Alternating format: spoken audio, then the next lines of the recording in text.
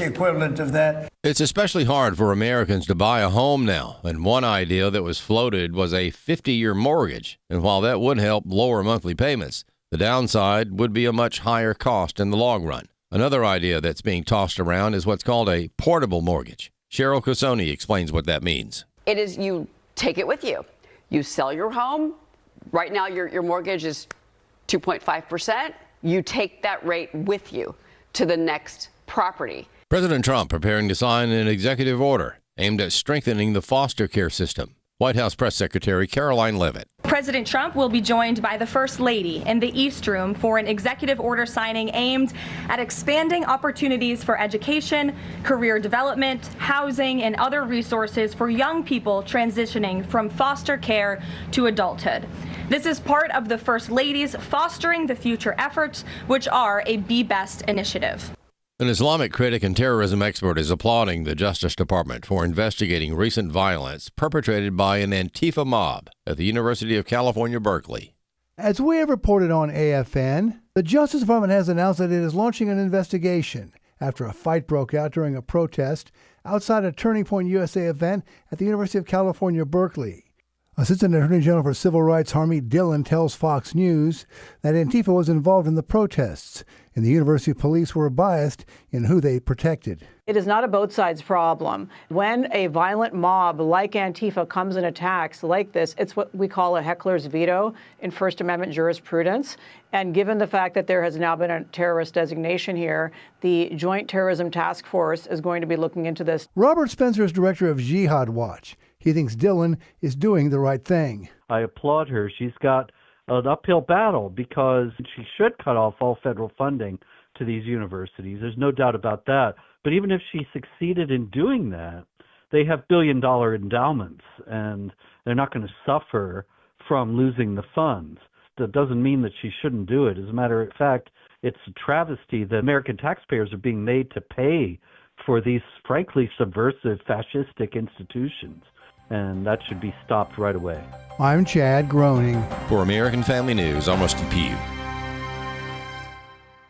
Thoughts of the child you were carrying keep pouring over in your mind. A deep, unrelenting sadness overshadows your days, and you wonder if you will ever feel whole again. There is hope and healing from a reproductive loss. Call the International Helpline, 866-482-LIFE, and talk with someone who has been where you are. Your call is confidential, and we will help you find healing. 866-482-LIFE. Welcome to Today's Issues, offering a Christian response to the issues of the day. Here's your host, Tim Wildmon, President of the American Family Association. And welcome to Today's Issues. I'm not Tim Wildmon. I only dream of being Tim Wildmon. No, Ed Vitagliano sitting in for Tim Wildmon today and tomorrow. I'm joined in studio by Fred Jackson. Good morning, Fred. Good Thursday morning to you. It is Thursday morning, November 13th. You guys remind me to wish my sister a happy birthday tomorrow. I'll be in big trouble if I don't. So Wesley Wildmon is also in studio. Good morning. Good morning. Glad to be here. And Chris Woodward. Good morning to you, sir. Good morning. Yeah, my daughter's birthday was the 9th. My youngest sister's birthday is the 14th. The older of my sisters is the 17th. If I forget birthdays in November, I'm in big trouble. That's for sure. Now, are you in the middle of all of that? Or no, I'm the older. You're the oldest? Yeah. Oh, okay. Yeah. I should know this. How many siblings do you got? I just have two. Two, okay. Two sisters and one wife. I'm the husband of one wife. Congratulations. Congratulations. Now we know where you are on that issue. Yes. Well played. I'm a firm believer in the biblical model of marriage. So, but the point is, there you got three females that remember things better than we do as men. And my wife's birthday is October 31st. That's about a 2-week stretch that you could just ruin your life. Yes. You get a little forgetful. And you want to say, could you not have been born in November? Even if it's just the 1st. That way we can just, No, I'm born at August 26th. And after that, I don't care whose birthday's coming up. There you go. I start paying attention towards the end of October. So I have no idea. Oh, yeah, it was because of November the 13th. That's how we so I get did there. remember my sister's, but I'll probably forget tomorrow. Now that we've talked about it Now this that much. we've talked about it. So, all right. I'll tell you what, before we start, let's knock out some bullet points here. Yeah, let's knock out a little commercial for shoeboxes, Christmas shoeboxes. Yeah, we want to encourage our listening audience. We want to ask you to come alongside AFR and Samaritan's Purse and do this shoebox. It's National Collection Week. It's something that we promote every year. It's something that you hear at your most of the local churches. You're hearing about it, and you're going to see it on social media and everywhere else. And that's National Collection Week, all the way from now all the way through November 24th.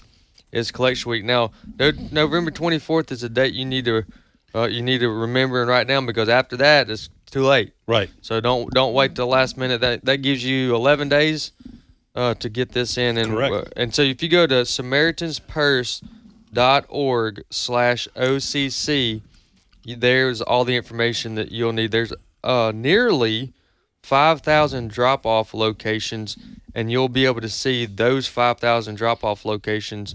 And you'll have an opportunity to type in your zip code, and then they'll pull them up there. Most people listening have heard about this, been doing it for years. So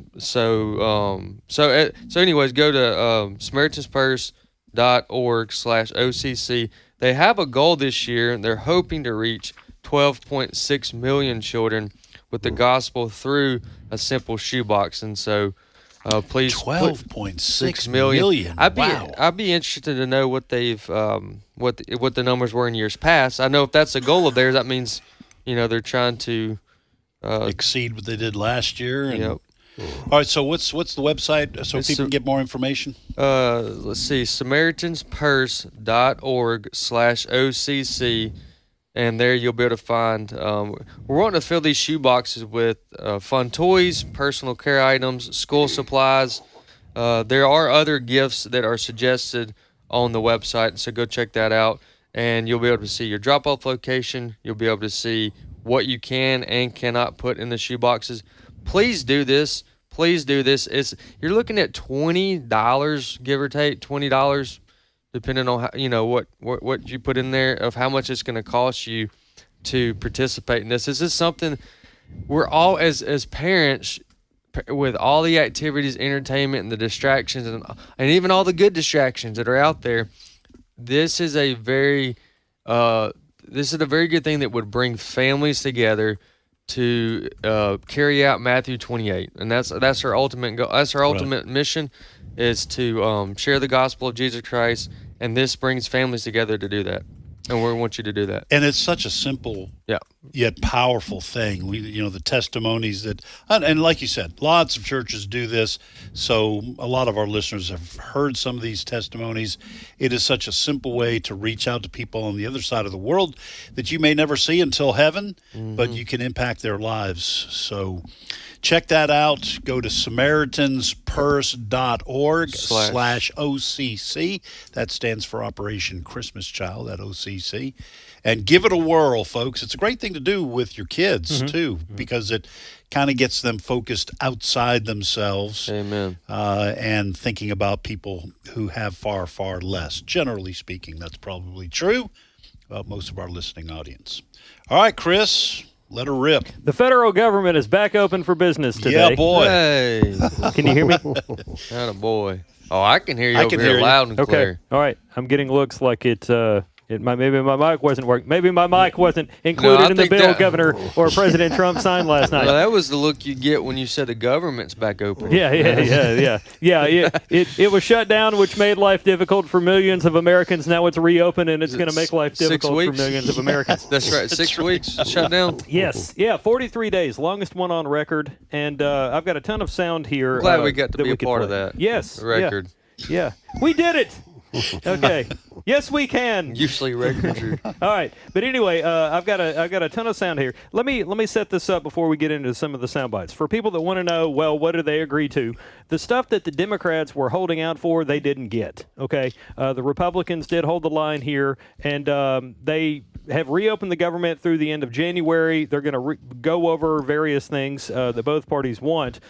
People that were laid off from October 1 until yesterday are going to be brought back. SNAP benefits are going to be funded. When that's going to happen is kind of TBD. But basically, the federal government is back open for business today. And the finger pointing continues between Republicans and Democrats over who was in the right here. Let's begin with President Trump himself signing the bill to reopen the government late last night at the White House with a ton of Republicans behind him. Clip 1.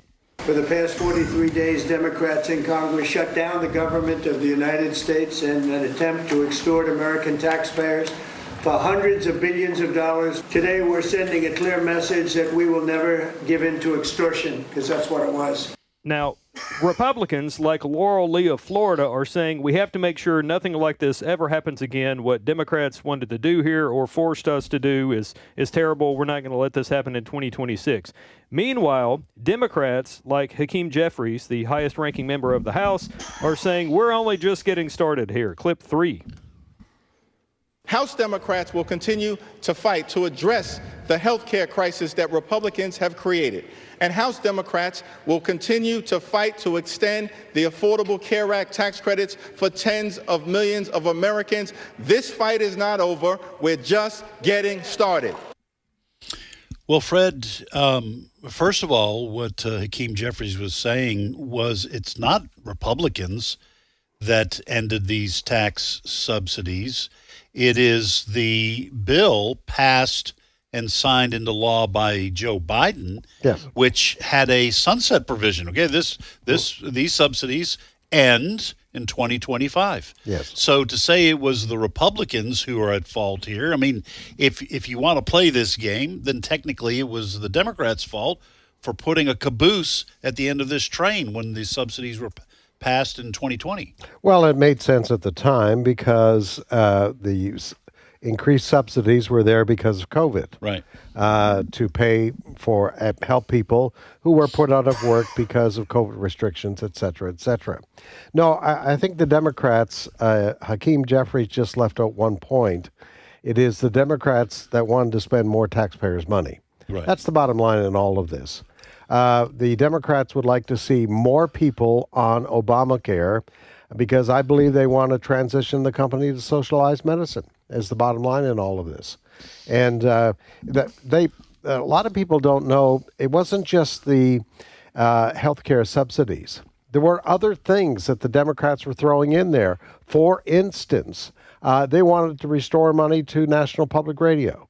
Yeah. They wanted to restore the cuts that the Trump administration have made into sending money off to various foreign interests, et cetera, et cetera.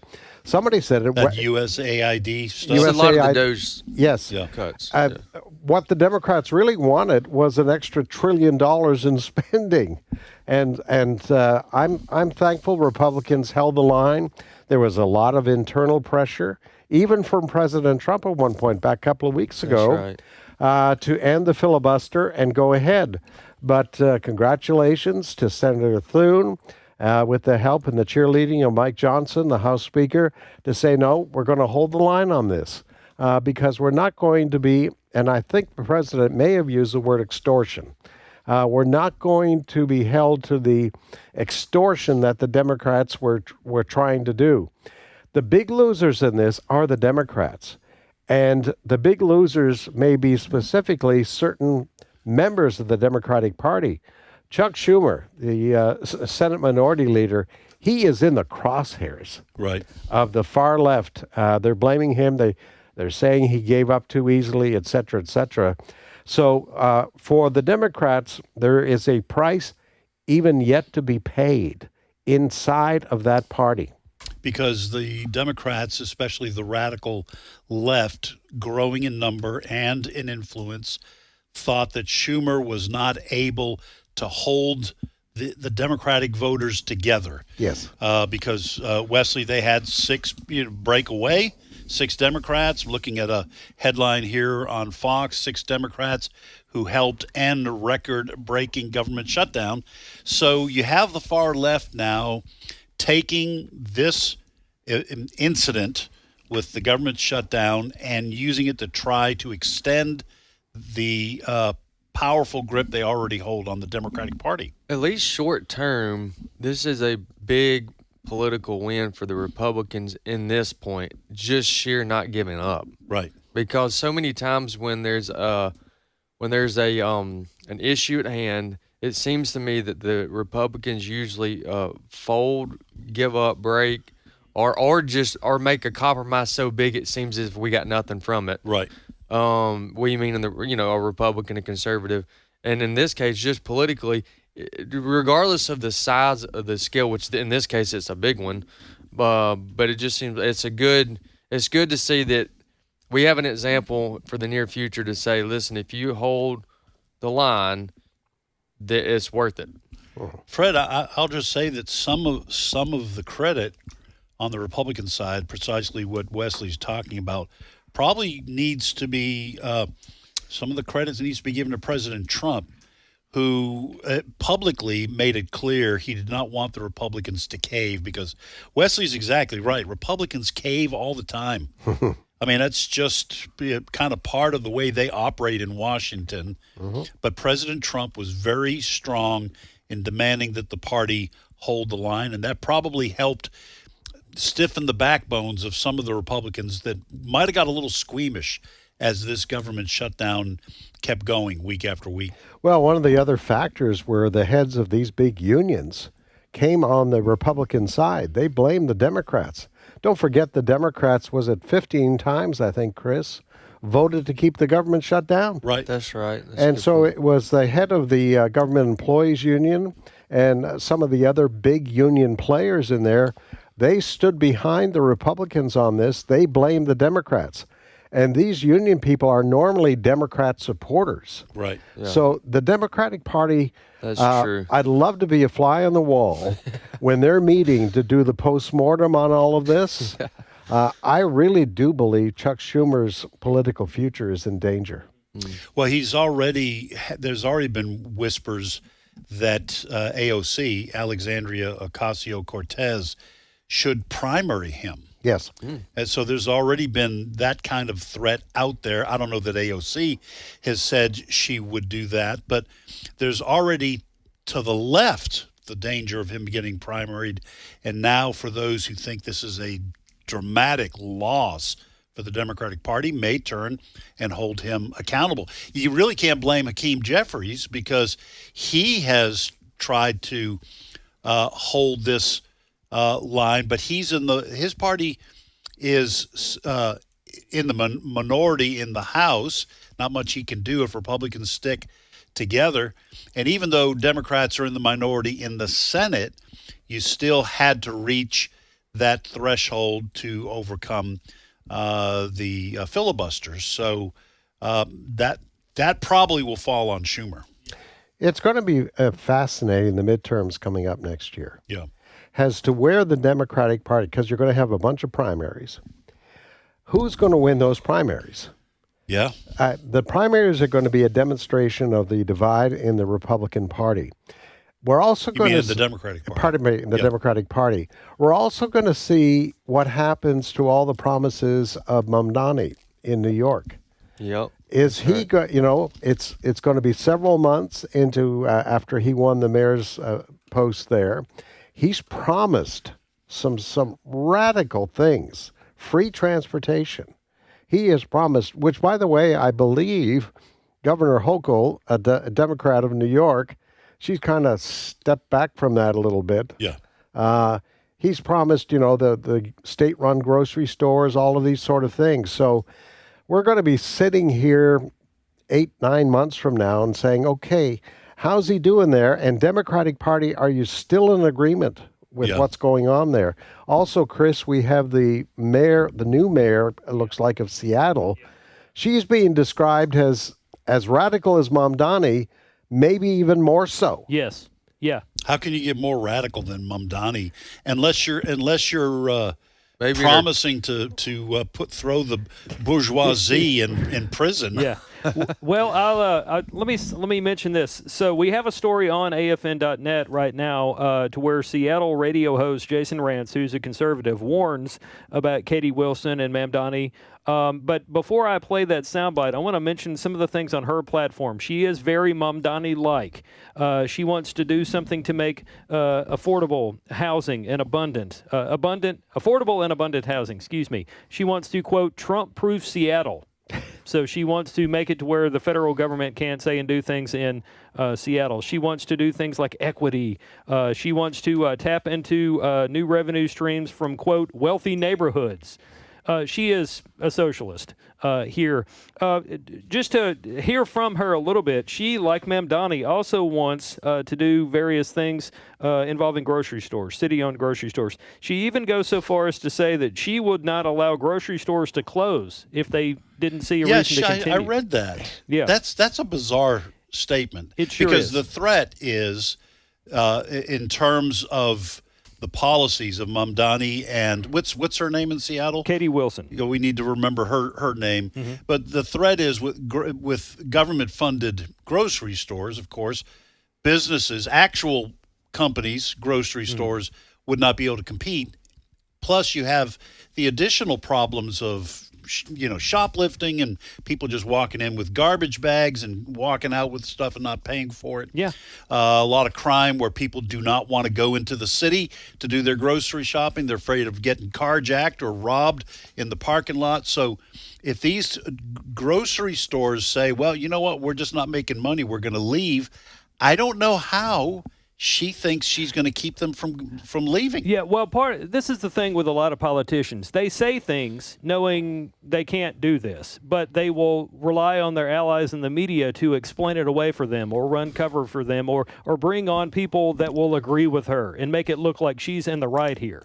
But let's play some Katie Wilson saying grocery stores can't close. Clip 11. Access to affordable, healthy food is a basic right. We cannot allow giant grocery chains to stomp all over our communities, close stores at will, and leave behind food deserts. Together we can build a Seattle where fresh food is for everyone, not just for those who can afford it. Food deserts are not natural. Corporations create them when they abandon our communities. As mayor, I'm excited to step up and with UFCW explore public option grocery stores to fill those gaps. I got to tell you, all I want for Christmas is for somebody in government to wake up and say, what can we, to not say, like, what can we do to make somebody's life better? What have we done as government people to make people's lives difficult? Because oftentimes the government is to blame for things like even food deserts. The policing was not good enough in these neighborhoods to keep grandma from getting pickpocketed, taking her groceries to the car. There's a reason stores close in bad neighborhoods. Mm-hmm. Yeah, Wesley, this has been a problem in blue states and in blue cities now since Joe Biden was elected. We all have seen the videos in social media of people walking. This is why a lot of drugstores closed, because people were walking in with bags, because in cities like, I think it was San Francisco, that said we're not prosecuting crime if it's a theft is under $900. Yeah. So people would walk in and they would take $500 worth. And we saw drugstores that had locked cabinets on all their shelves, and you had to ask a person to come and unlock it because you wanted a stick of deodorant. And so these are the kinds of policies that are driving stores out. It's not that they're greedy capitalists. I'm not saying greedy capitalists don't exist, but that's not the reason why they're shutting down. They can't make money in these cities. I used to live in a town in Mississippi that is, as far as I know, one of the only towns in the Milky Way galaxy that Walmart left. And the reason it left is because the employees were turning a blind eye and not ringing up everything at the register depending on the person they were checking out. There's all kinds of reasons why businesses close. Oh yeah, they're reasonable. They're justified. Yeah, this is classic Democrats creating a problem and trying to be the solution to the problem when they could have prevented the problem to begin with. I like that. That's exactly what's going on here. That's good. And The clip that you just heard from the Seattle, what was her position? She just got she's elected. Gonna be, yeah, the mayor. It hasn't been like official, but she's gonna win. Okay. So Yeah. okay, I got you. She's above her challenger by a lot, and it's only gonna continue that way. Well, with her, when you hear that clip, that sounds like a communist leader in a third world country, like Cuba or somewhere like that.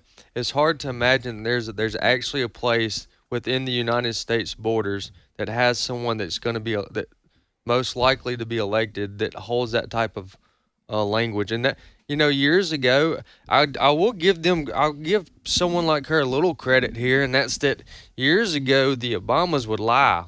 Yeah, she's saying exactly what she's going to do. So Yeah. I'd give her some credit for being honest, and I don't know if she'll be able to do all those things, but yeah, they say things. I was just listening. Katie Wilson's just said there in that clip that eating healthy foods is a basic right. When they translate that in socialist terms is we're going to force grocery stores to have these items, like organic foods. Yeah. Well, note to Katie Wilson, it costs money to plant those foods. Right. It costs money to harvest those foods. It costs money to transport those foods and package them and all of those sorts of things. Who's going to pay for that? And it costs money to have someone stock them on a shelf. Yes. And pay someone to check you out. Well, in New York City's case, the minimum wage is already $16.50 an hour. It's going to go up $1 January 1st, and Ma'am Donnie wants it to be $30 an hour. Yeah, and we live in America. There's food pantries everywhere. Nobody's going to die of starvation in America. You die from other things, but not starvation. Plus, I don't know how representative it is of everyone who's on SNAP. Yeah. Okay, but I have seen people posting videos on social media. Hey, we got our SNAP benefits, or this we won grocery shopping. I don't see a lot of organic foods in these shopping carts. It's all boxes of Lucky Charms and cookies and Cheez-Its and chips. And Milky Ways. Yeah. And Milky Ways. Milky Ways. That's right. So if you want to talk about everyone has a quote-unquote right to eat healthy foods, all right, so limit SNAP benefits to healthy foods, and maybe I'll believe you. Several states are trying, but they're being criticized for that. All right. Well, folks, we're going to take a quick break. When we come back, Ed, Fred, Wesley, and Chris will be right back with more of what's happening in your neck of the woods and elsewhere.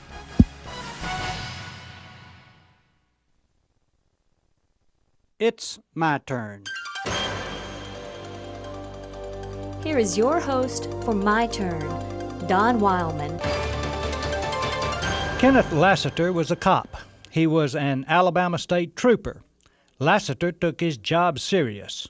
He was helpful to people, but he also did his duty and wrote a ticket when it was deemed necessary. On February the 12th, 1973, Lassiter was patrolling a highway near Montgomery when he came up on the scene of an accident. A man had lost control of his pickup truck and was bleeding to death with a severed artery. Lassiter, trained in first aid, managed to stop the bleeding and call for an ambulance. The injured man, Kenneth Ray Barton, was taken to a hospital and recovered. Lassiter eventually charged Barton with drunk driving. Like we said, he helped people, but he also did his duty. When the case got to court, the judge reduced the drunk driving charge to one of reckless driving. This reduction of sentence allowed Barton to keep his driver's license. I'm sure that the judge thought he was doing the right thing. It's a hard punishment to require a person to give up his driver's license, and surely Barton had learned his lesson from the previous experience. After all, any reasonable person who nearly kills himself while driving drunk surely wouldn't make the same mistake again. Nearly 14 months later, Trooper Lassiter had stopped another car very near the place where he had saved Barton's life. Lassiter wrote the motorist a warning ticket and had started back to his car. A battered old pickup coming down the road swerved and headed straight toward him. The trooper saw the pickup coming and started to run, but it was too late. He was hit and killed before he could get out of the way. So, nearly the very spot where he had saved one man's life only 14 months earlier, Trooper Lassiter died while doing his duty. The pickup which hit Lassiter didn't stop to help him. The driver just kept going. It could have been that the driver was drunk. Well, the next day a man turned himself over to the sheriff's office. He told authorities that he had been out drinking the night before. He said he could not remember driving home or who was at the wheel of the truck. Headlines in a newspaper, which had a story telling of the incident, read like this: Trooper killed by man whose life he once saved. You see, the man who turned himself in was Kenneth Ray Barton. Here's a personal note to all judges. The next time a person is brought before you on a drunk driving charge, be lenient. Reduce his sentence to reckless driving and let him keep his license. We all know that they've learned their lesson and won't drive again while drunk, don't we? Kenneth Ray Barton is proof of that. So be lenient, Mr. Judge. Be lenient. This has been My Turn with Don Wildmon, a production of the American Family Association. Beloved, we are now children of God, and what we will be has not yet been revealed. We know that when Christ appears, we will be like him, for we will see him as he is, and everyone who has this hope in him purifies himself just as Christ is pure. 1 John 3:2 and 3. American Family Radio. This is Today's Issues. Email your comments to comments@afr.net. Past broadcasts of Today's Issues are available for listening and viewing in the archive at afr.net. Now, back to more of Today's Issues. And welcome back. Ed Vitagliano sitting in for Tim Wildmon today and tomorrow. I'm joined in studio by Fred Jackson, Wesley Wildmon, Chris Woodward, who is now going to tell us what our next story is. Yes, I want to point everybody's attention to AFN.net. That is the website for American Family News, where our radio stories end up as print articles and a whole lot more. We have a story right now that Fred posted this morning. The headline is, California revokes 17,000 commercial driver's licenses for illegal immigrants. California, several weeks back, started to look into its review or issuing of commercial driver's licenses to people, including illegal immigrants, based on the concerns from people like Transportation Secretary Sean Duffy that it's not right we have people here illegally and driving trucks, large trucks on our highways when they can't speak English or read signs in English. So California, to its credit, did look into things, and they have revoked 17,000 of these commercial driver's licenses, again, for illegal immigrants. That story is on AFN.net. As kind of a meanwhile here, Florida's Attorney General, James Uthmeyer, was on Fox talking about this issue, and he said that he's actually taking California to court over the fact that they issued these licenses to begin with. Clip 9. First, we're going to prosecute this guy in court to the fullest. He's looking at many decades behind bars before he would ultimately get deported. And here's the thing. Our investigation shows he failed his CDL license exam 10 times in the 2 months before this tragedy took place. We are investigating criminally and civilly not only the license company that wrongfully gave him this license, he cannot speak English, but we're also suing California and Gavin Newsom in the United States Supreme Court, because we can do everything right here in Florida. We're a law and order state. It's illegal to give any license to illegal aliens. But when California engages in this unlawful behavior, we are harmed. We suffer. So we're going to hold them accountable in court. You know, Fred, I did not know that about this guy. Now, folks, Chris is a nice guy. Okay, he really is. I'm going to put that on but I'm not going to give California any credit because the reason why they are revoking these 17,000 commercial driver's licenses for illegals is because they're being forced to, because of the threat of lawsuits like Florida and Attorney General Uthmeyer is engaging in. I did not know that this man, and what I was going to say is this was kind of, as our article says on AFN, this was thrust into the public's consciousness after this 18-wheeler driver pulls a Yui on an interstate. In Florida. Doesn't make it and is straddling the lanes going in the opposite direction, and people died as a result of that. I didn't know until this story here that Chris told us about that this guy failed his commercial driver's license test 10 times. Yeah. It was still given a license. Yes. So, point number one to be made here, Newsom and the Democrats in California knew what they were doing. They knew they were giving commercial truck driving licenses to illegal aliens. Yeah. They knew that. And when this horrible incident in Florida happened, this California 18-wheeler driver did this U-turn on an interstate, and tragically a family of three died in that. And initially, California was criticized, and they denied there was a problem. Yeah, that's right. You don't know what you're talking about. Weeks and weeks. Yes, but what happened in recent days? Transportation Secretary Duffy has announced we're going to withdraw federal dollars unless you change your policy, and then all of a sudden, California announces we're revoking those 17,000 commercial driver's licenses that have been issued to illegal aliens. Read that story, folks.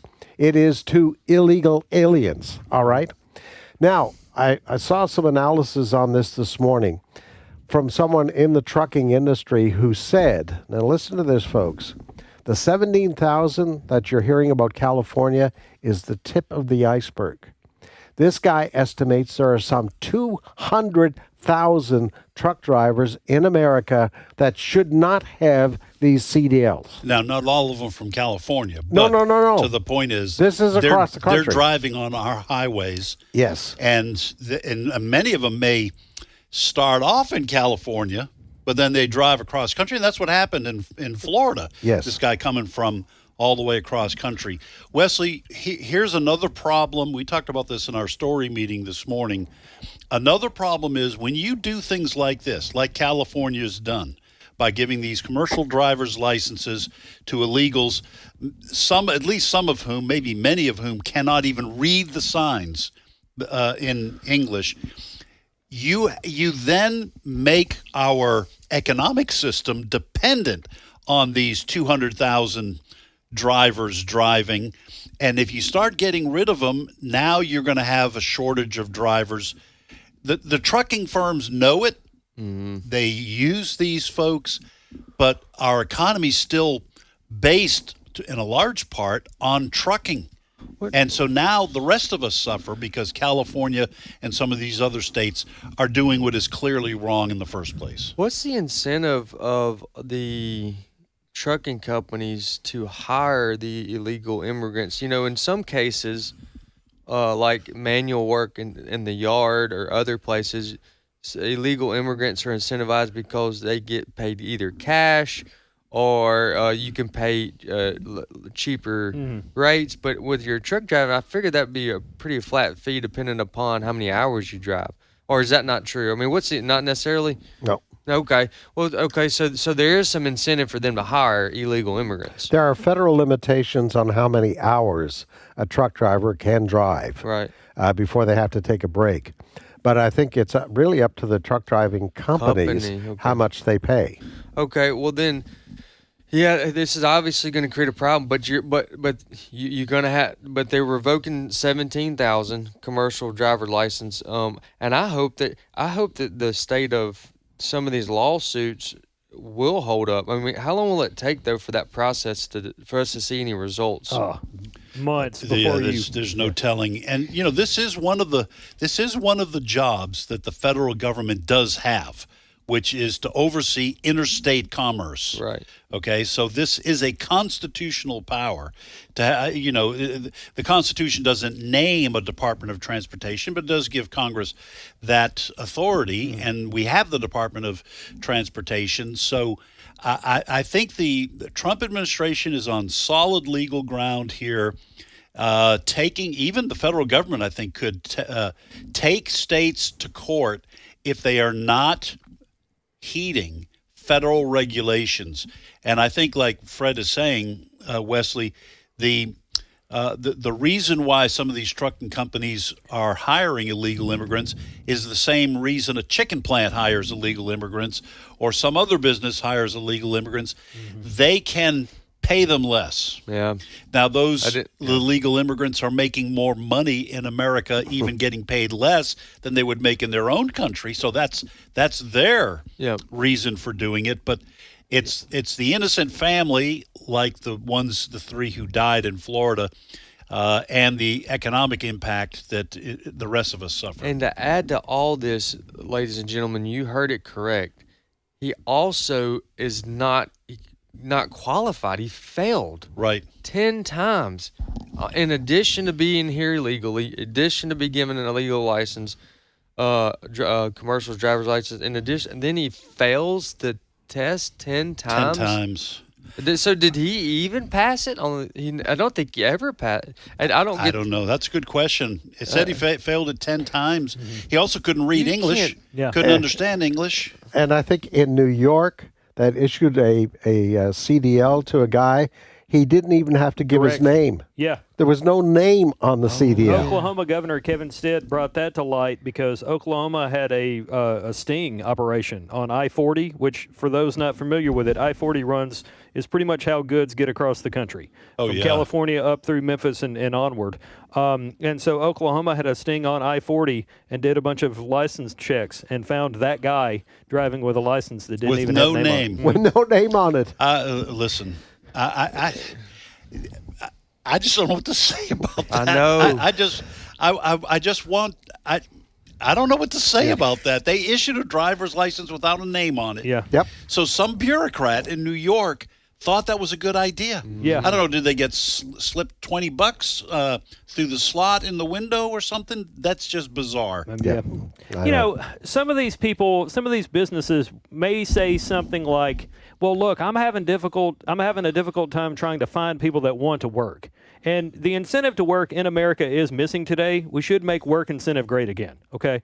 But at the same time, that person is probably getting a job versus the other person that's trying to, because it's cheaper to hire that guy than it is to hire the American. I mean, there's all kinds of problems, and really we need to sit and have this difficult but necessary conversation over these kinds of things and not taxpayer subsidies for somebody to get health insurance. Well, and also, too, this is just a reasonable explanation to this. If a company is paying for illegal immigrants cheaper per hour, then your American citizen is not going to want to lower their cost per hour to meet the number of the illegal immigrant. Of course they're not going to want to work or want that job. And I've read a lot of people who are truck drivers saying that precise thing. No, I can't find a job because these companies are hiring people beneath a livable wage. Now, for these illegal immigrants, like I said, they're making more money than they ever made before. That's right. Getting paid less. But Americans who do it the right way, Fred, are pushed out of the market.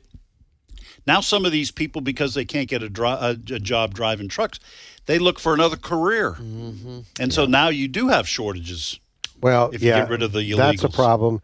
And I think we should take a survey. The federal government should take a survey of the 41 million people on SNAP. Yeah.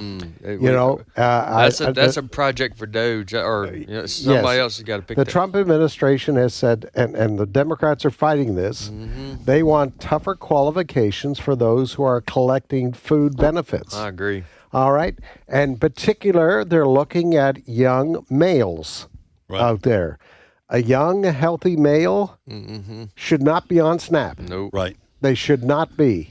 And, I mean, they ought to be forced into working or you get nothing. Yes. And this is part of the problem, too. 41 million people in America collecting food benefits. Isn't that, it's like a seventh of the population or something crazy? I forget I've seen this put in a percentage. That would be about right, yeah. But of the adult population. Of the adult population. Might even be a sixth of the adult population. But it's, we all recognize that during COVID and after COVID, a lot of things went downhill in our country. Yes. I hear people talking all the time, see them on social media. Restaurants just aren't the same. Fast food certainly isn't the same. No. Customer service isn't the same. The people who are working, sometimes, some of them, okay, they treat customers like they're an imposition. Okay, so there was a big shift. And every time people talk about, well, we're going to have a universal basic income, I just remember COVID. You start paying people to stay home. Guess what? A lot of them do. Yeah. And they don't work. We began the show talking about how, amazingly, like Republicans didn't cave over the shutdown situation. And talking about the UBI stuff, the universal basic income, I've covered that for a long time now. And several Republicans or center-right people have been open to that idea because they say it could be a way to get rid of things like SNAP. But if you think a government person that's been voted into office for 50 years on things like SNAP is going to let something like that go away, you do have a problem. No. The government is showing its utter incompetence in a lot of ways. DOGE was just, the Department of Government Efficiency. What they were finding was just the tip of the iceberg in terms of waste. We were talking about the subsidies for Obamacare. Didn't you say, Fred, yesterday or sometime this week, was it 11 million people had those subsidies to get Obamacare?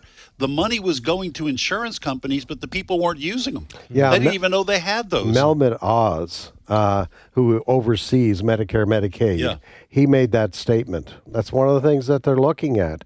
People who should not be getting it are getting this money, and it's costing American taxpayers billions of dollars. Yeah. All right. Well, my blood pressure is just going through the roof here. This would be a good time to next story. Yes. Yeah. All right. How about another story, Chris? Well, we need to continue our conversation just for a moment about members of Congress because... You're not going to let it go, are you? No. You're not going to let me off this treadmill. All right, so as we have reported on AFN, Nancy Pelosi is not going to seek re-election. Speaking of people that have been in office for decades, she's not going to seek re-election. And at least one person has already thrown his hat in the ring for her seat, and that is San Francisco State Senator Scott Wiener is going to run for Nancy Pelosi's congressional seat. And one person that's already on record as saying, I'm not voting for this guy, is Greg Burt of California Family Council, who had this to say about Scott Wiener. Clip 12. Well, if you think Nancy Pelosi's liberal, Scott Wiener is on steroids liberal. Everything from ending the war on drugs to legalizing prostitution to he passed a bill here to let men into women's prisons.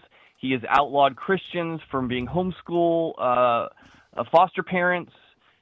He has turned California into a designation to get surgical, they call it transgender, gender-affirming care for minors. So any kid from another state who is kidnapped to California, California will take temporary custody so they can get their puberty blocker or steroids if they believe they're a different sex. This guy is the worst of the worst. Now, I did ask Greg yesterday. I don't have this audio, but I asked Greg, I said, look, by the way, when Scott Wiener announced he was going to run, he got almost $1 million that night at a fundraising event. Listen, you think he's liberal. His father, Oscar Mayer, he was way wacky left. Very true. No baloney in what you're saying there, sir. That's right. All right, but I'm sorry, folks. I had to. I did ask Greg, I said, it takes a lot of money and you have to appeal to a lot of people to make it to Congress. Any chance that, he might be more of a moderate or at least portray himself as more of a moderate if he were to run and actually get elected? No chance of that. And Greg Burt also pointed out, again, I don't have this audio, that Senator Wiener is one of the people that when you criticize him or you question his policies, he labels you a homophobe, a Nazi, something very, very bad. So it's very constructive and Wait, so he's from San Francisco and he's homosexual? Yes. That is, I'm shocked. Shocked. Yes. Listen, I don't think anybody, I don't think a moderate, Fred, I go to you and then Wesley, I don't think a moderate can get elected on the Democratic side of the political spectrum. You know, John Fetterman is probably going to wind up getting primaried, the Democrat senator. He's probably going to wind up getting primaried because he's at least moderate and a fairly logical person. Mm-hmm. But I don't think a moderate, what we would call a moderate, can get elected in the Democratic Party. I think they're all going to be like Scott Wiener. They're all going to be pushing the envelope as far left as they can get it. Yep. And they have that constituency in these cities. We've talked about probably the new mayor of Seattle a moment ago. I'm still in shock about New Yorkers voting in Mamdani. I'm amazed that city could make such a turn. Well, now we did point out, and we do want to be fair. Well, I don't know if this is fair, but that natural-born American voters in New York City voted for Cuomo. Yes. It was the foreign-born who have come to this country and young women under 30 by like 80% to whatever. Yeah. But he became a media darling, too. Yeah. I mean, there's so much to that. I think we have to be honest. America is severely divided right now. Oh, yeah. Ideologically. Across this country. And, it is, I go back to an education system for the last 50 years that has indoctrinated our young people, and those young people are now politicians, they're now judges, they're now teachers and professors. Yeah. I think we have a clip of a teacher, was it in Rhode Island? In Rhode Island, who's against a Turning Point USA club in their high school. Yes. This is what he had to say about Charlie Kirk. Clip 8. What a piece of garbage. This is what happens. I'm curious if we're going to want to take guns away now from who will inevitably be the white man who shot and killed him. Bye, Charlie. Now, this is a teacher who made that video of himself saying this. Yes. He is proud to say, I'm glad that Charlie Kirk died. He's a teacher in a high school and is now, fighting the idea of having a Turning Point USA club. He blamed Charlie Kirk for getting shot. Yes. Because he said, this guy, Charlie Kirk's a piece of garbage. This is what happens. In other words, you hold these views, you publicly state these views, you get shot. And people wonder why their kid that they took to church and loved on goes off to college and comes back a completely different person, voting in ways they didn't expect. Was this this is a high school a student? High school though, teacher, right? yeah. So to Fred's point, this has been going on lower and lower grade levels where not only are they being taught that America is a terrible nation, they refuse to teach about the Christian founding principles of this nation, and then they explicitly, not all, I want to make that clear, but they explicitly promote the ideology of cultural Marxism and outright socialism. So move to the South. But if you leave your politics behind. It's funny you mention that because I already covered this story and I don't have the soundbite, Adam. But in recent weeks, a guy named David Randall wrote an article in the Federalist, and it was about how Alaska schools have social studies standards that omit George Washington, Abe Lincoln, and Christianity. And that's just the start. That's just the headline. So I talked to David about this, and he said, you should be concerned because Alaska is generally a red state in elections. So you might think, well, I'll go to the Southeast. But you might still stumble across a school system or somewhere with a liberal superintendent that says you must teach things this way. Yeah, and a lot of the blue cities and the blue states are ignoring explicit instructions from the Department of Education to avoid teaching DEI and critical race theory. They're just ignoring it. Yep. They'll rename it as something else but continue to teach it. No, listen, Wesley, we as your dad always says, we are a split nation, but the split isn't like it used to be 30, 40 years ago. This split is in two completely different directions mutually exclusive worldviews, and now we have mayors of major cities who are promoting explicitly socialist ideas. And my concern is that they are going to so damage this country that government will appear to be the only hope, and people will surrender their liberties in order to have safety in the streets and all that kind of thing. Yeah, they're going just as fast in the opposite direction. Yeah. The two ideas are, that's a concern of mine. I feel like that was going to happen, or still could happen, as a result of the mass invasion during the Biden administration at the border, southern border. I felt like that was one of the many reasons that they meaning Biden and his administration supported that so much, and the Democratic Party, is so that they can create such a problem that the government has to be seem as if they have to step in and fix it. But this is why, as Christians, we have to stay involved. That's why we do the radio program that we're doing right now. That's the reason that we have different radio programs throughout the day, and we do the mission at AFA to inform, equip, and to activate individuals and families to strengthen the moral foundation of our culture.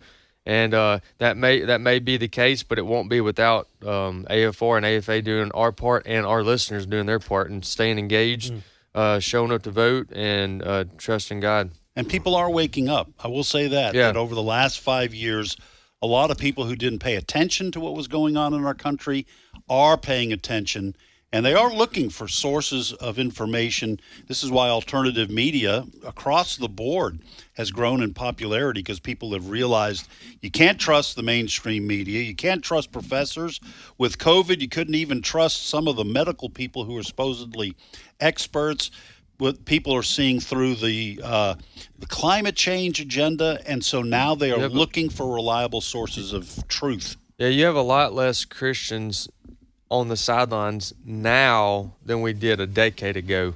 We're having a lot more people. Red states are getting redder, blue states are getting bluer. So it will be interesting to see where we're at 20 years from now. Do you have a Cali exit? Do you have? Because I'm okay with that now. But just listening to what Chris was saying about Alaska, I would have thought Alaska would be one of the. Let me tell you something, Alaska. If you're listening, do something. The Russians and the communist Chinese are eyeballing you. Right. You really want to go socialist, go left? You may wind up being a star on a different flag. Do you know what to do, Alaska? Do you know what to do? All right, folks, we're going to take a short 5-minute break for other information that needs coming your way and news. But guess what? We'll be right back here. You want to join us.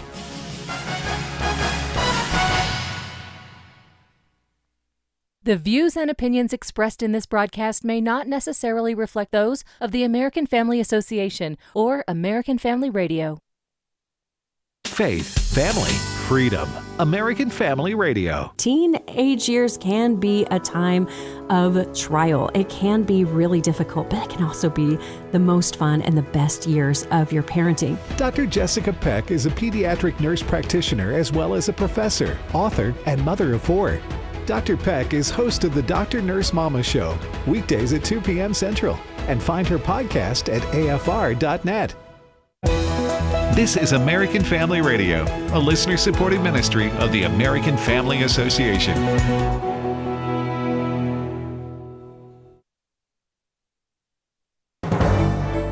American Family News, I'm Rusty Pugh. The FAA is delaying fewer flights after the end of the government shutdown last night. Kelly Saberi reporting from Chicago O'Hare International Airport. Flight disruptions have already began to improve. Wednesday, we saw 2,000 fewer canceled flights than Sunday. And Airlines for America, the industry trade association, is wasting no time looking to what the next shutdown might look like. They said this, quote, "We implore Congress to ensure future funding bills do not allow aviation to become collateral damage in Washington's policy debates." The FAA's Airport and Airway Trust Fund currently has $5 billion that could be used to pay air traffic controllers during future shutdowns. We ask Congress to consider legislation that would implement a long-term solution. More than a week after the deadly UPS plane crash in Louisville, Kentucky, all 14 victims are now identified. In addition to the flight crew, Captains Dana Diamond and Richard Wartenberg and First Officer Lee Truitt, the Jefferson County Coroner's Office releasing 11 other names of victims killed in the UPS plane crash. The youngest among them, 3-year-old Kimberly Asa, who died beside her grandfather, Lou Fedden. May their families find comfort in knowing we stand beside them not just today, but in all of the difficult days ahead. Louisville Mayor Craig Greenberg has NTSB investigators still comb through the wreckage of UPS Flight 2976 in its investigation into what caused the deadly crash. Jeff Manasso, Fox News. A third attempt to open a Turning Point USA chapter at a private California university has been denied. The formation of the Turning Point USA chapter at Point Nomen Nazarene University was rejected because the administration had a problem with the group's mission. Meantime, on the East Coast at Barrington High School in Rhode Island, students launching a Turning Point chapter after one of their teachers posted this disturbing video reacting to Charlie Kirk's death. What a piece of garbage. This is what happens. I'm curious if we're going to want to take guns away now from who will inevitably be the white man who shot and killed him. Bye, Charlie. A school district in Alaska made the news after it put a disclaimer on the Constitution and the Declaration of Independence. Bronson Woodruff has more. The Anchorage School District in Alaska is the state's largest district. It's now found itself at the center of controversy after some images surfaced, shared by libs of TikTok and others. They say a parent posted images to social media, images that show what appears to be a sticker on the back of a school-supplied booklet of the U.S. Constitution and the Declaration of Independence. The sticker reads, quote, "The Anchorage School District does not endorse these materials or the viewpoint expressed in them." David Randall is Director of Research for the National Association of Scholars. So the worst interpretation is that they simply do not care for the founding documents and think that they do need to have some sort of disclaimer put onto it. The best interpretation, he said, is not much better. That they're so blinkered by bureaucracy that they put such a stamp onto our nation's founding documents. He said that their, quote, lack of sense, end quote, is almost as incriminating as malice would be. Randall speculated the disclaimer could have been because of a legal concern. What they probably saw, it's by Hillsdale College, and they thought, okay, Hillsdale College is a private organization, and indeed, one with a certain public profile. Maybe they thought, okay, we need to do this, otherwise people will think that we are endorsing Hillsdale College. It is, of course, an embarrassment that you only have copies of the founding documents because they're provided via Hillsdale College. He said the Alaska school systems ought to have those founding documents available in all the public schools to be teaching them. I'm Bronson Woodruff. And officials in Weatherford, Oklahoma, giving the all clear now to residents after a massive ammonia gas leak from a tanker truck forced hundreds of people to evacuate. Weatherford police confirming the shelter-in-place order has been lifted, and residents can now return to their homes. Officials say the truck was not involved in an accident, and the leak was likely due to a mechanical failure. American Family News is available online at afn.net and download the AFN mobile app for your Apple or Android device. I'm Rusty Pugh. As we watch world events unfold and fulfill Scripture, it's hard to believe anyone could doubt God and His Word are real, and yet there are so many who either question or completely refuse to believe it. The God Who Speaks is a 90-minute documentary that hits the doubt head-on with evidence that proves God is real and His Word is the ultimate authority. Watch it anytime and invite others to watch with you. Just visit stream.afa.net. That's stream.afa.net. Today's Issues continues on AFR with your host, Tim Wildmon, President of the American Family Association. And welcome back. And once again, I'm not Tim Wildmon. Ed Vitagliano sitting in for the Chief today and tomorrow, joined in studio by Fred Jackson, Wesley Wildmon. Chris Woodward has gone to the desk, and that means it's Steve Paisley Jordahl time. Hey, everybody. How you doing? You've been living up to your reputation. I am doing Although my yesterday best. you had the penguin. No, not the penguin. Flamingos. Flamingos. Yeah. We need to get you a penguin one. I'd wear it. I would wear it. I believe it. I would wear it believe for you'd sure. wear it. But anyway, welcome to you, and Steve. if anybody really doesn't understand what we're talking about, if you go to streaming.afa.net, Don't stream. Don't stream anything. Stream.afa.net, you can watch us online. Yep. And sometimes they even have a picture of me in my shirt. Yep. That's right. That is definitely a Paisley shirt. Yes, it is. It's very attractive, Thank but you. I prefer the ones that just with the black and purple. They're my favorite colors. When are we serving again in this capacity next? Next week? Are you in? Yeah, I'm out. I'm on vacation next week. Well, if you remind me when we were there, and I'll wear it. Okay. All right, Steve. Let's launch this puppy. Let's do this. The State Department has designated or will designate 4 Antifa-linked groups that are operating in Europe as foreign terrorist organizations. It is the first time the U.S. government has applied the foreign terrorist designation to an Antifa-linked group that is actually outside the U.S. You remember that they did have talk about Antifa being a terrorist organization.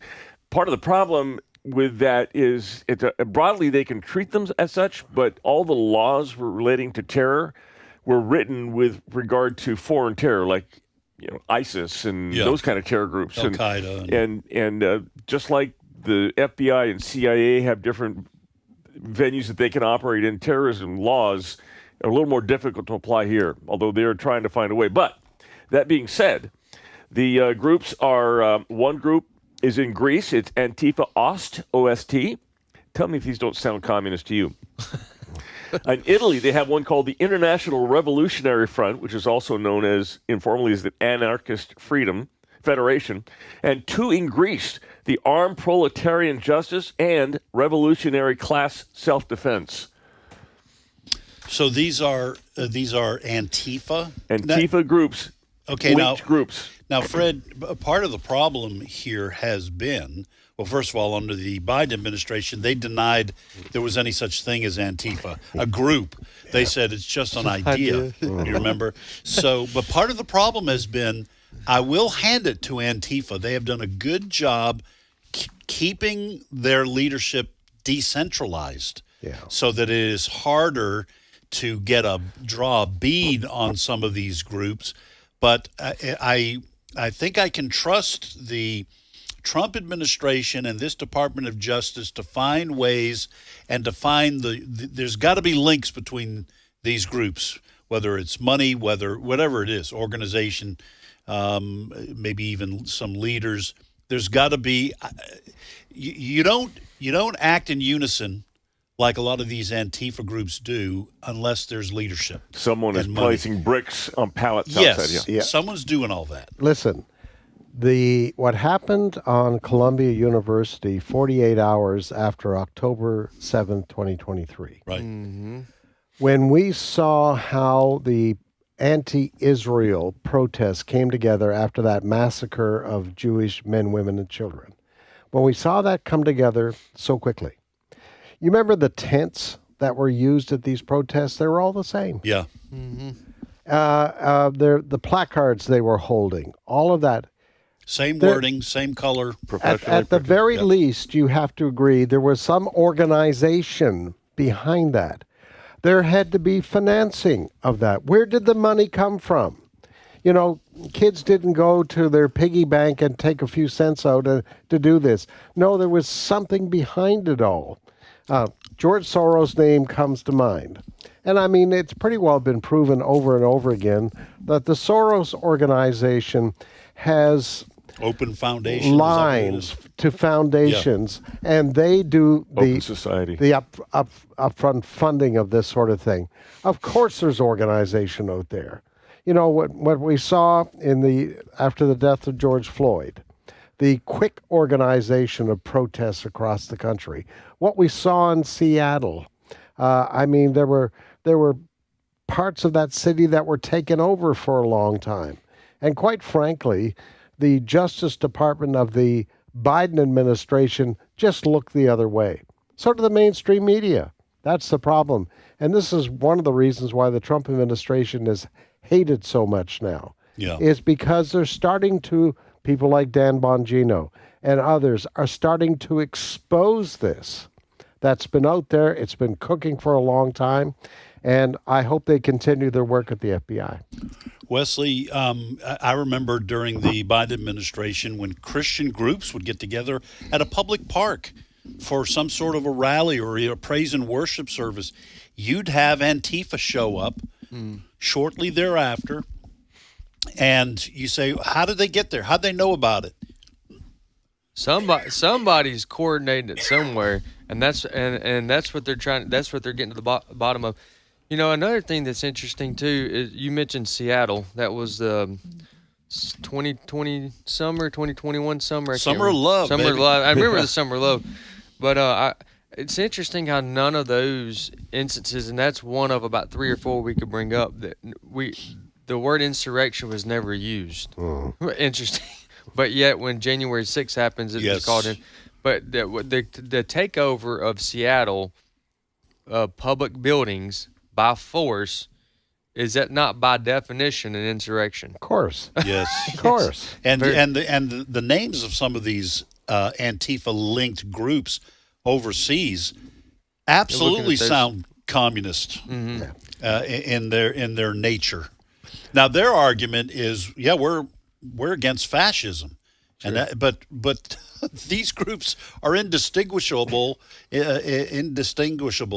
in how they operate. Yes. And I don't want violent groups performing acts of insurrection on either side of the political spectrum. They couldn't define fascism if you handed them a dictionary. They have no idea. That's right. I do have a question to you, though, Ed. I was listening to the first half hour, and you were not willing to cut California any slack, but you just did give Antifa some credit. So I think we need to talk about priorities here. Yes. Well, what I was giving them credit for was figuring out ahead of time how to try to avoid prosecution for illegal acts. So it was kind of tongue-in-cheek when I was mentioning their decentralized policy, but well played, sir. Thank you. Thank you. All right. You guys also mentioned the high school that was doing the Turning Point USA chapter. There's a couple stories about colleges in the wake of the Charlie Kirk assassination. The requests to establish TP USA groups across the country at both the high school and college levels just exploded. So far, they have not been successful at Point Loma University, Point Loma Nazarene University, which is in San Diego. It is a Christian college, Nazarene, although from the story, maybe their total sanctification isn't quite enforced yet, because they are Nazarene. But they have so far denied the students group the permission to start this. They say while applicants indicated that they would not participate in the watch list, their application included phrasing that mirrors language used on TPUSA's website and connected with it. It's not aligned with the Association of Student Body's purpose of fostering constructive communication and interaction between students. So they're saying that it's basically not bringing students together. Did you explain the watch list?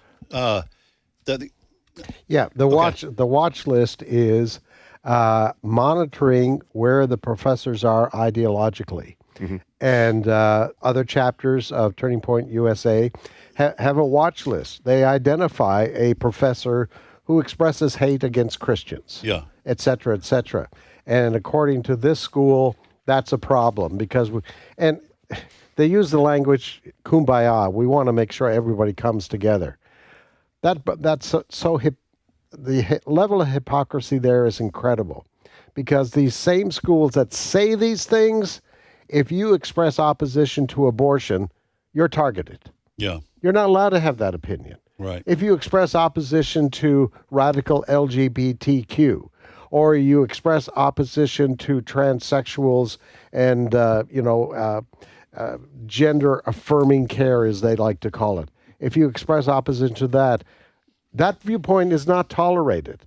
And they use this language all the time, the kumbaya language, I like to call it. We just want to have everybody happy. No, that's not true. They favor one particular group. And the fact that they don't want you talking about professors that have far left views is an indication that they really don't believe what they say. I don't think I would know any Christian, Wesley, who would be in favor of, at a Christian school like this. What's the name of the school again in San Diego, in Point Loma? Point Loma University. Point Loma, okay. I don't think I would think any Christian would be in favor of having a list of professors who have, let's say, cultural Marxist ideas. Nobody's in favor of doxing them and, lighting their cat on fire, and otherwise persecuting them. That, frankly, is something the left is willing to do. That's right. But I don't think there's anything wrong with saying, hey, I posted a video on my social media account of what my professor said about the founding of the country. What's wrong with that? I don't see anything wrong with that. That's the opposite of that is a hate list, which is what the ACLU and SPLC, that's what they have. This is not a hate list. This is making other people aware of the ideology of some of the professors and teachers, so that for those that care, we'll try to avoid these teachers. Yeah. Yeah, not has nothing to do with, like you said, nobody in the Christian conservative right has any interest out when they get through with their job or get through with church, going to docs or have any type of altercation with people with different ideology. They're just living their life. They're just trying to avoid this type of unnecessary teaching to their kids. Yeah. On the other side of the country, William and Mary in Williamsburg, Virginia, they have allowed a TPUSA chapter to be started there. The administration, they are telling the Fox News, was supportive of this. The student body, not so much. They were getting a lot of pushback on a social media app called Yik Yak. I had no idea. Someone's getting money being paid how to name social media apps. Yik Yak. But they were complaining on Yik Yak that the students, they didn't like it because it's not fostering niceness, and they call the student group, the opposition to it calls it racist and all the normal charges. But they will be able to start a chapter at William and Mary. I got to tell you, Fred, the young people who start these TPUSA groups on college campuses are bold and courageous young people, because they know exactly what's coming for them. Yes. Tables tipped over and people screaming in their faces, that kind of thing, which has happened. Cross necklaces ripped off of you. Yes, that's right. They know all that's coming. So I'm just going to say I admire these young people at William and Mary. Now, is that a Catholic school? It is. It's a Catholic college. I just admire these young people. They are willing to stand up for their beliefs when they know harassment, hassle, persecution's coming. Well, Charlie, if you talk to these kids, especially was it 100,000 new chapters that want to be started in the wake of Charlie Kirk's assassination, you talk to these kids and they go back to, well, this is what Charlie Kirk stood for. Yeah. He wanted to go on these campuses, not to be nasty, but he wanted to confront those with an ideological left point of view.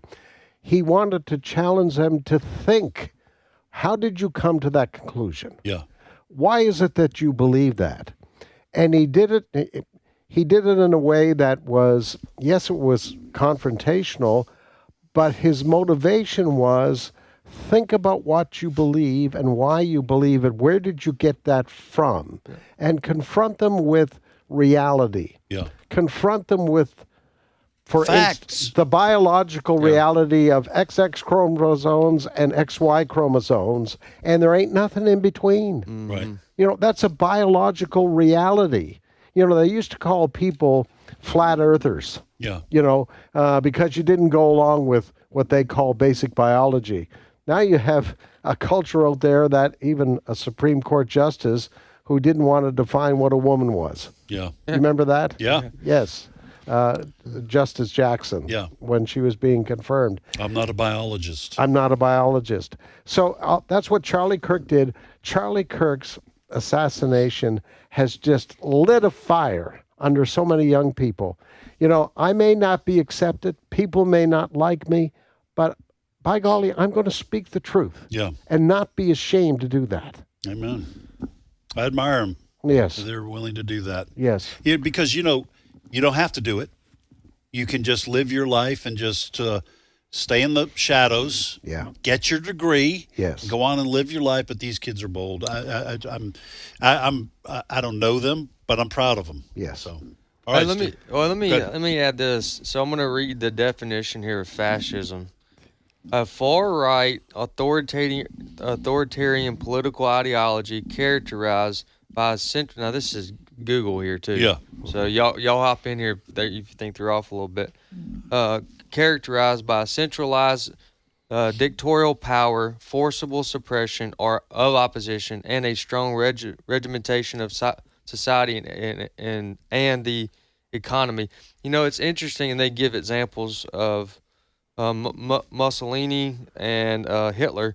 You know, it's interesting too because when you start reading the definitions of what the left, the radical left, accuses us of, so many times when you read it out loud, you say to yourself, "That sounds like them." Yeah. You know what I mean? If you think about it, so many times that we're accused of the very thing that they are literally acting out. The left has done this great job of capturing the language, Wesley, so that they don't have to define fascism. It's as opposed to communism, where the government seizes the means of production. Fascists let the private companies exist. They just take control of them and make them do their bidding, basically. Right. And so, you know who the original anti-fascists were, right?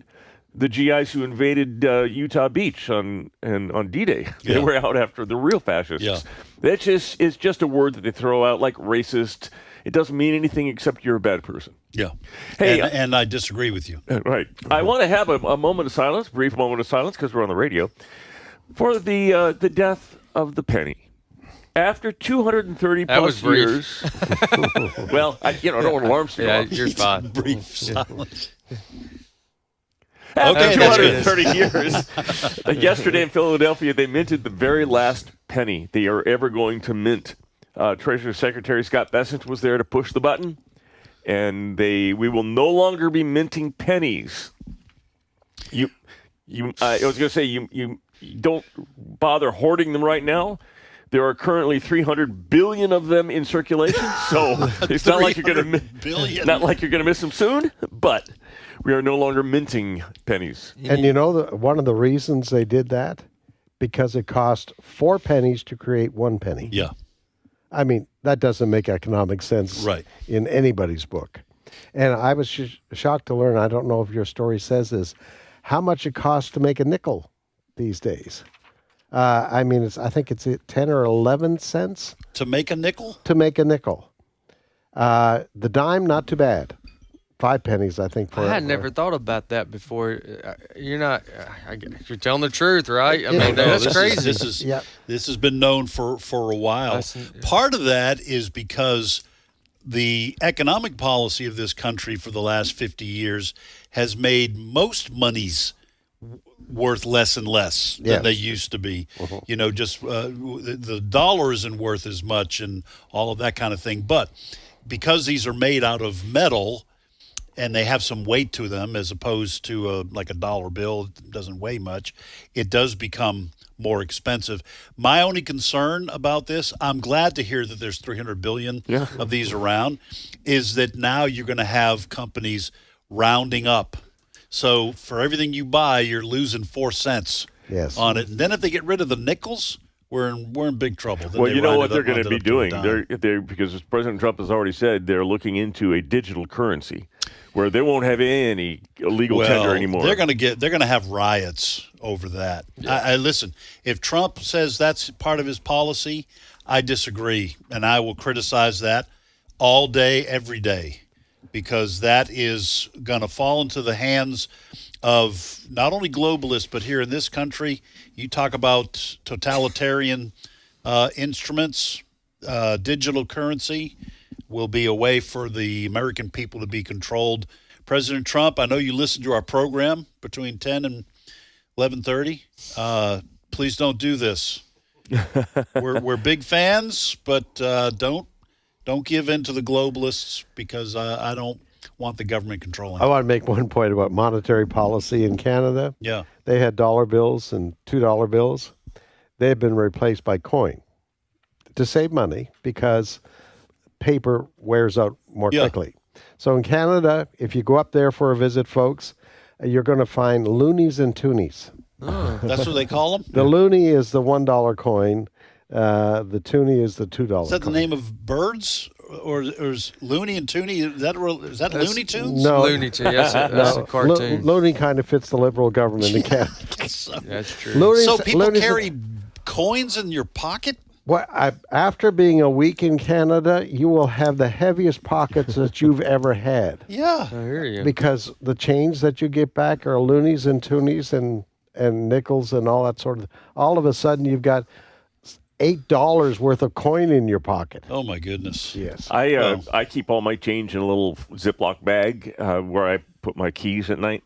Every so often, I'll grab that bag. It's getting heavy. Yeah. I can clear more than $100 worth of change. Well, make sure that bag doesn't bust. I know. You That would lose be all hard. that hard work. Hey, y'all are going to take me off on a Tim Wildmon rabbit hole here. I stored up change in the garage in a jar that only I knew where it was. Yeah. Until one of my kids saw me putting some change in there. Uh-oh. And then let the wife know about it. Oh man. And then I Wesley. lost $38 in change.